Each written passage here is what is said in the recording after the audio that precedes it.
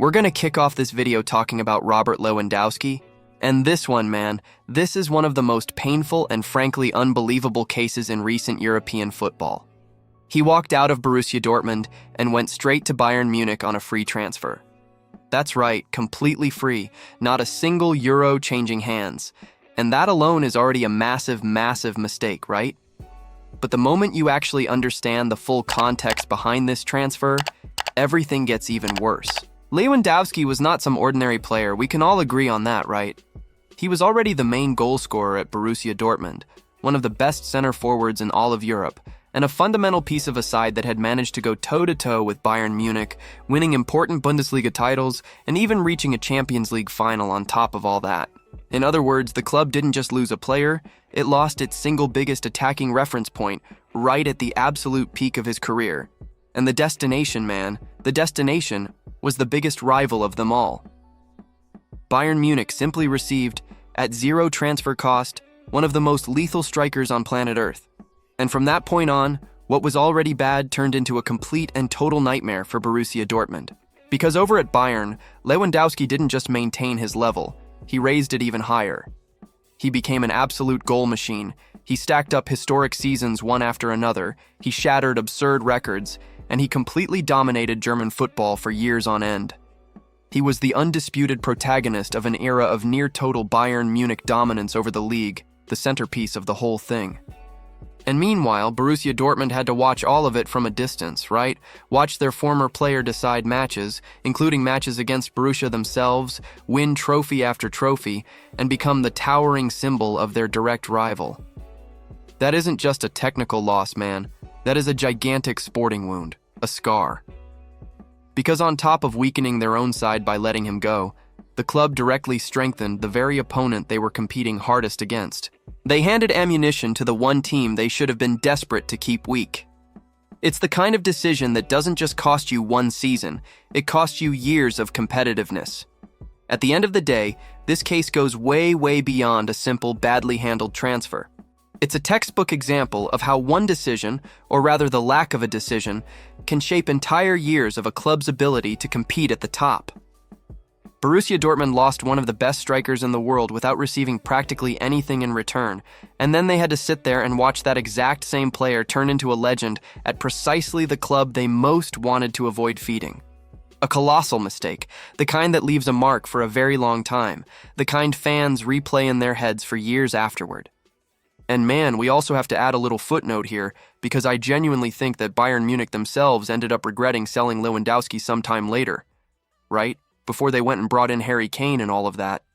There was a stretch where Bayern Munich was completely without any real center forward whatsoever. I remember that period clearly. It was a strange time for a club of that size. And honestly, man, yeah, I do think Bayern Munich regretted it for a while there. They were caught short up front. But then they eventually found Harry Kane, and from that point, everything fell back into place for them, right? So even the club that won this deal so massively had its own little chapter of regret before it was all said and done, which just goes to show how delicate these situations really are. And the next name on this list is precisely Harry Kane, and this one is quite simply one of the most ironic cases in all of English football. Because Kane was released from the Arsenal Academy when he was still very young. Back then, he was seen as a kid without any great physical potential. He was even called a bit chubby, right? No explosiveness. None of that profile that grabs your attention and makes scouts sit up in their seats. And Arsenal simply did not believe he could ever develop into a high-level footballer. They looked at him and saw a ceiling that wasn't there.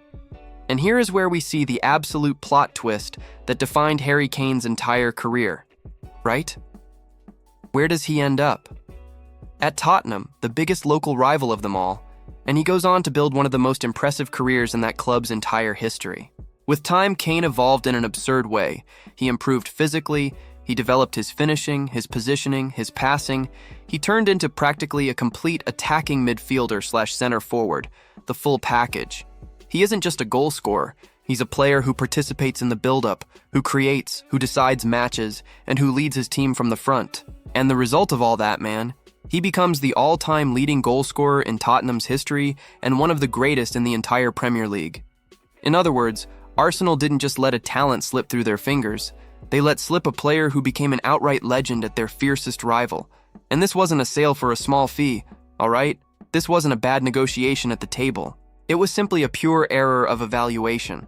A player discarded far too early who then developed in the most absurd way imaginable, just on the wrong side of the divide. At the end of the day, it's the kind of story every single fan looks at and thinks, how on earth did they let this happen? Because Kane didn't just turn into a great player, he turned into exactly the thing Arsenal failed to see in him. One of the very best strikers of his entire generation. And honestly, I'd even argue that Kane is far better than Luis Suárez, all right? And there's a whole lot of debate to be had right there on that comparison. But the core of it stands. This was a talent thrown away before anyone bothered to look closely enough. And the next name on this list is Ousmane Dembélé, the best player in the world right now. And man, Dembélé left Barcelona with his image completely worn down, you know what I mean? They were years marked by injuries, by inconsistency, by questionable decisions on the pitch, right? In so many moments, he looked like a player without confidence, without any run of games, without any real evolution. The fans got on his back hard. I remember it clearly. The media criticized him constantly, and he ended up labeled as a signing that never matched the investment made in him back at the time. And being fair here, man, in that context, in the Dembélé we were watching back then, those criticisms made total sense. But football changes incredibly fast, and sometimes the problem isn't only the player, it's the environment around him too. When he arrives at Paris Saint-Germain, right, under the management there, the whole story starts to shift. He begins playing in a far more organized system, with a clearer role, and above all with much more confidence. And that's when a brand new Dembélé appears for the football world, more disciplined tactically, more involved in the game, and far, far more decisive. He still has that unpredictable dribbling, right? But now it's paired with much better decision-making. He's no longer the player of the almost. He became a guy who genuinely settles big matches like we saw him doing last season, and even in this one. Today, he's the undisputed protagonist of Paris Saint-Germain. He's directly involved in the goals. He creates chances constantly. He became a fundamental piece of that side. And this makes Barcelona's situation even more glaring, right? Because the club gave him up at exactly the moment he was about to mature a little further.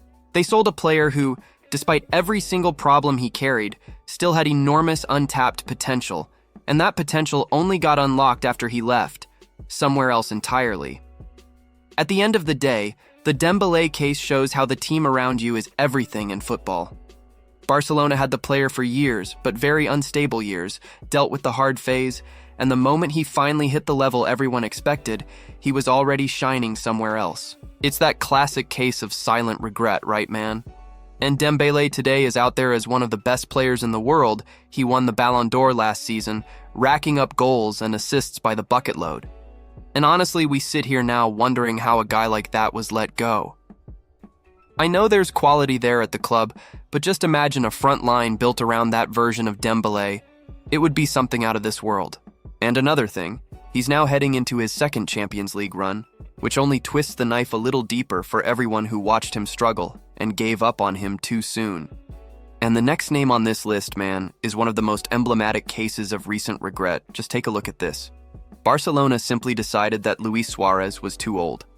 Even though he was one of the greatest strikers in the club's entire history, with absurd numbers and years spent as a protagonist right alongside Lionel Messi, the board chose to end his cycle there in a very, very premature way. And it wasn't only that. They let the guy walk practically for free, and on top of everything else, they handed him straight to a direct rival in Atlético Madrid. You couldn't script it worse if you tried. And what happens next? Quite simply one of the greatest responses in recent football history. At Atlético Madrid, Suárez arrives fired up with a whole lot to prove, all right?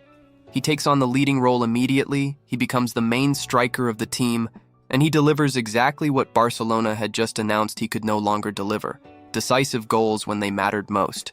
And the result is historic. He leads Atlético Madrid to the La Liga title, being an absolutely key piece in that whole campaign, and completely silencing every single doubt anyone had about his level. He shut every mouth that called him finished.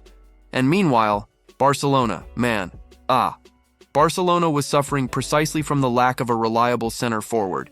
They let go of the proven goal scorer and then spent ages searching for someone to fill that exact void. At the end of the day, the Luis Suárez case is genuinely a very, very emblematic thing, all right? Because how does a club discard an idol like that, right? And end up saying he's too old, that he can't produce goals anymore. And then out of nowhere, the guy switches clubs, goes to a local rival, and out of nowhere that rival wins La Liga with him sitting there as one of the top scorers in the whole league. It's the kind of decision that ages terribly, the kind that looks worse with every passing month. Because this wasn't a player quietly fading into retirement, this was a striker with clear gas left in the tank being shown the door at the wrong moment, only to prove every doubter wrong on the biggest stage. And the cruelest part for the fans is that he did it not in some far-off league where they'd never have to see it, but right there, in the same country, against the same teams, year after year. That's why this one stings the way it does, man. It's the textbook silent regret, except Suárez made absolutely sure it wasn't silent at all. And the next name on this list is Khvicha Kvaratskhelia, today over at Paris Saint-Germain as well. And this one, man, is a classic case of a sale that turned into regret incredibly fast. Kvara was already very good at Napoli, right? Decisive, a real dribbler, a protagonist. He was a key piece of that extremely strong Napoli side that charmed the whole of Europe, only for him to end up leaving anyway, in the middle of internal problems, friction with the club, and all of that off-the-pitch situation, the same kind of thing that happened with other big names there too. And here is where we get into the error, into the main point, because Napoli sold a player who was still on the rise without having extracted everything he could possibly have given to the club first. When he arrives at Paris Saint-Germain, the leap is obvious. He evolves, he gains more confidence, he raises his level of decisiveness, and he turns into, without a doubt, one of the best wingers on planet Earth today. He's now a central piece in the team's system, one of the attacking pillars, that guy who settles the big matches and demands the responsibility, and he runs himself into the ground for the side. And the detail that weighs even heavier here, the absurd jump in valuation. He leaves Napoli as a player valued somewhere around 70 million, and in next to no time he's already being treated as a guy worth 150, 170 million or even more, simply because of the level he started showing afterward, man.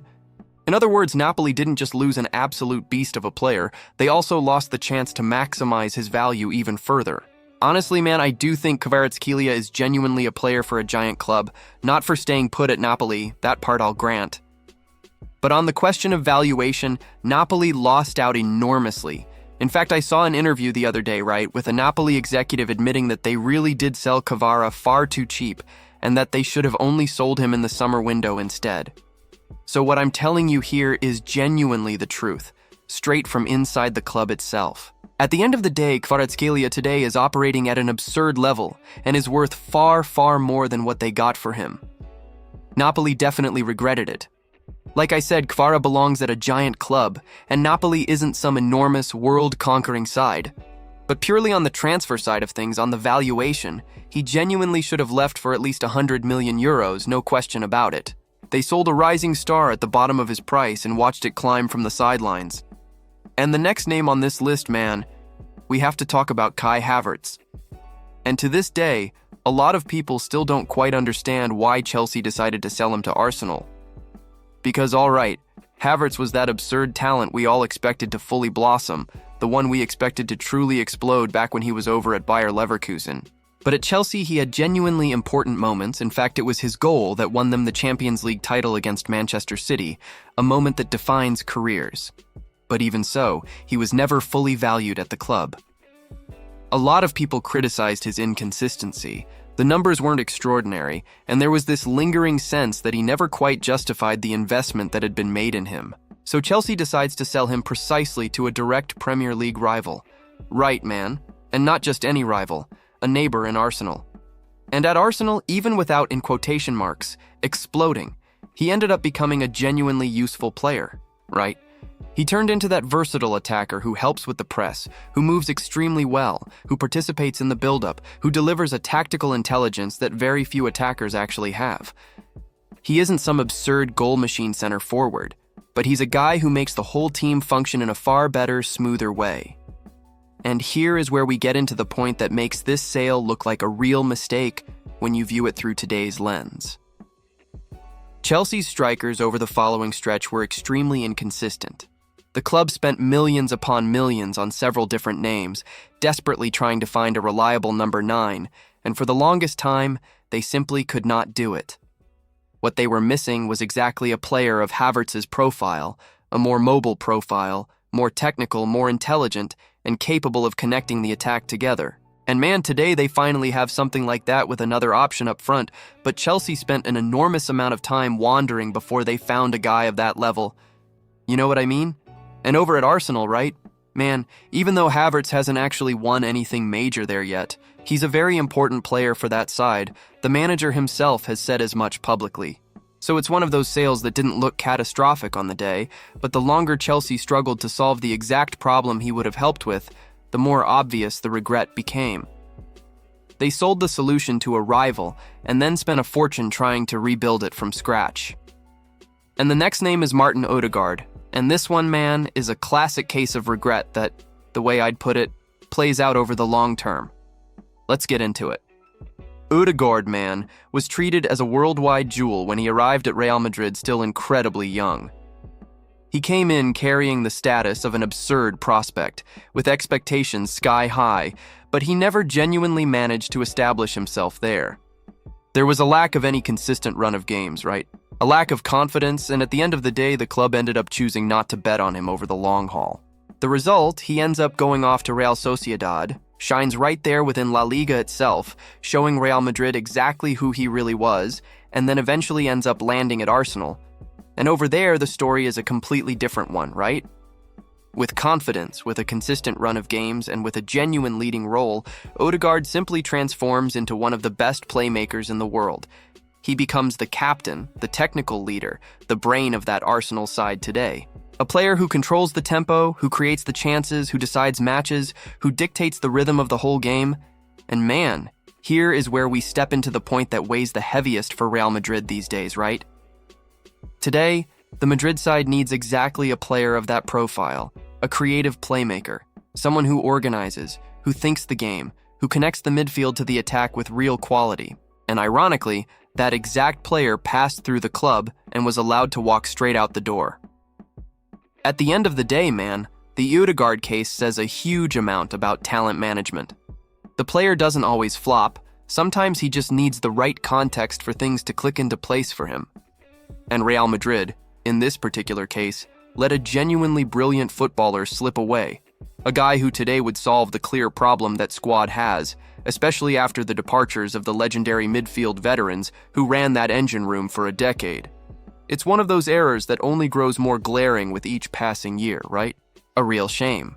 Because I genuinely rate Martin Ødegaard. He's a wonderful footballer. And watching him do it elsewhere has to sting for anyone who saw him in white first. But anyway, folks, that was the video. Thank you so much if you watched all the way through to the end. If you enjoyed it, drop your like and subscribe to the channel here.